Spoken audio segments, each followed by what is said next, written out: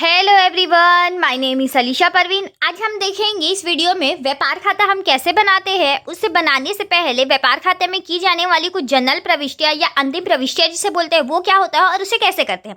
तो चलिए आज का क्लास हम स्टार्ट करते हैं। हमारा क्वेश्चन है आज का, व्यापार खाता बनाते समय की जाने वाली अंतिम प्रविष्टियां या जनरल प्रविष्टियां।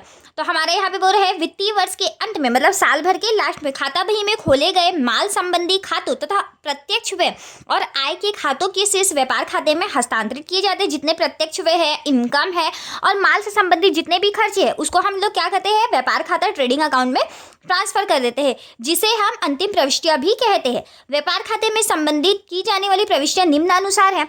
अगर आपका माल से संबंधित जो खर्च है इसे आप ध्यान से समझिएगा, ये बहुत ही सिंपल है। तो इसमें क्या बोलना चाह रहा है, माल से संबंधित तथा अप्रत्यक्ष व्ययों के खाते व्यापार खाते के डेबिट पक्ष में अंतरण करने हेतु तो निम्नांकित प्रविष्टियां की जाती है।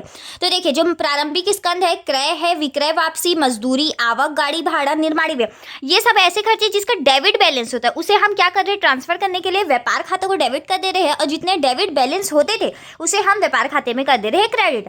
आगे क्या बोल रहे हैं, उपर्युक्त खातों के डेबिट शेषों के अंतरण के लिए। तो यहाँ पे हमने जितने डेबिट बैलेंस थे उससे कर दिए क्रेडिट और व्यापार खातों को बदले में कर दिया डेबिट। एकदम सिंपल है।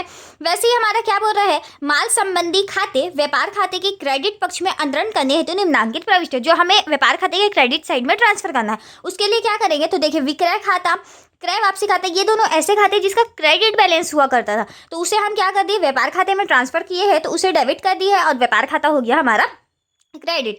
उसी तरह इसके नरेशन कैसा है, उपर्युक्त खातों के क्रेडिट शेषों के अंतरण के लिए। आखिरी हमारा देखिए आगे क्या बोल रहे हैं, अंतिम स्कंद का लेखा करने के लिए निम्नांकित प्रविष्टियां की जाती है। तो क्लोजिंग स्टॉक को भी देखिए हमने क्या किया है, डेबिट कर दिया और बदले में उसके व्यापार खाते कर दिया क्रेडिट। देखिए इसी तरीके से हमने क्या किया है, जो कि हमारा लाभ का क्रेडिट बैलेंस होता है तो वो तो अपनी जगह में जाएगा ही। तो यहाँ पे व्यापार खाते में क्रेडिट शेष अंतरित करने पर तो व्यापार खाता हमारा डेबिट होगा ही और लाभ हमारा क्या होता है, लाभ जब होता है हमारा क्रेडिट होता है। तो सकल लाभ को अंतरित करने पर उसी तरीके से आप देख सकते हैं, जब सकल हानि होगा तो हानि का बैलेंस हमारा क्या होता है, डेबिट होता है। तो इसमें कोई चेंजेस नहीं रहेगा, लाभ हानि खाता हमारा डेबिट हुआ और व्यापार खाता क्रेडिट हो जाएगा। अब देखिए यहाँ पे हमारा क्या हो रहा है, जब हम व्यापार खाता बनाते हैं तो उसका फॉर्मेट अब देख लेते हैं वो कैसा हो। तो चलिए, व्यापार खाते में जनरल एंट्री तो करना सीख गए हम, अब इसके फॉर्मेट के थ्रू इसे और अच्छे से समझ लेते हैं। तो व्यापार खाते का प्रारूप हम देख लेते हैं, फॉर्म ऑफ ट्रेडिंग अकाउंट। व्यापार खाते का प्रारूप क्या रहेगा, हेडिंग आप डाल देंगे, जिस भी डेट को बनाना है समाप्त होने वाले वर्ष के लिए डाल देंगे डेबिट क्रेडिट जैसे कि हमारा रहता है, विवरण राशि डेबिट और क्रेडिट साइड में। अब यहाँ पे आप देखिए, हमने जैसे कि आपको इसे डिटेल में समझना है, जितने भी हमारे डेबिट बैलेंस थे उसे हमने यहाँ पे आके क्रेडिट किया था और व्यापार खाता बदले में किया था डेबिट। तो यहाँ पे हम व्यापार खाते के डेबिट पक्ष में आएंगे और जितने हमने क्रेडिट किया था उसे यहाँ पे आके हमने कर दिया। तो प्रारंभिक रहतिया यहाँ पे हमने लिख दिया, प्रारंभिक रहतिया खाते से, क्रय खाता से, और उसमें अगर किसी प्रकार की क्रय वापसी है तो उसे घटा देंगे। तो क्रय वापसी का हमने क्या किया था, देखिए यहाँ साइड में हमने क्रय वापसी को डेबिट किया था क्योंकि उसका क्रेडिट बैलेंस होता है। तो यहाँ पे हमने उसे क्रय से आगे क्रय वापसी घटा दिया।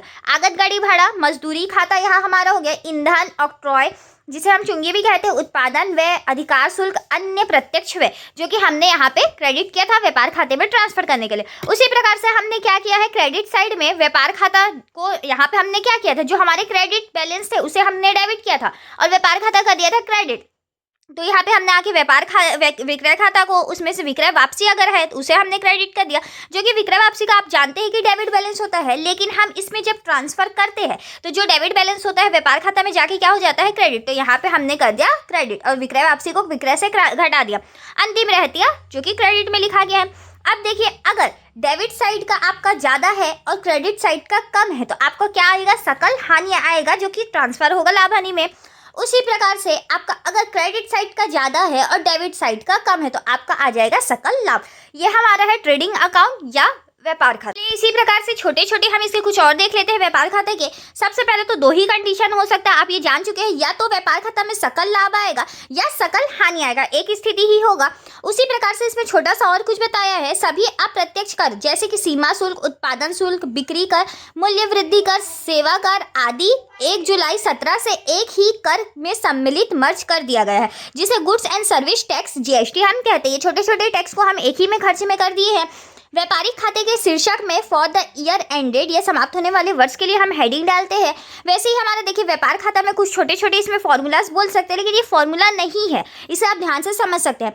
अगर आपने सकल लाभ निकालना है तो जितना भी आपका शुद्ध विक्रय हुआ है उसमें बेचे गए माल की लागत घटा देंगे। उसी प्रकार से अगर आपने सकल हानि निकालना है तो इसमें हम अगर बेचे गए माल की लागत ज़्यादा है तो शुद्ध विक्रय आपका कम है, आपका जो कॉस्ट है वो ज़्यादा हो गया है और सेल्स वैल्यू कम है, तो इसमें आपका सकल हानि आ जाएगा। उसी प्रकार से आपको शुद्ध विक्रय कैसे निकलेगा, विक्रय से आपने विक्रय वापसी घटाना है।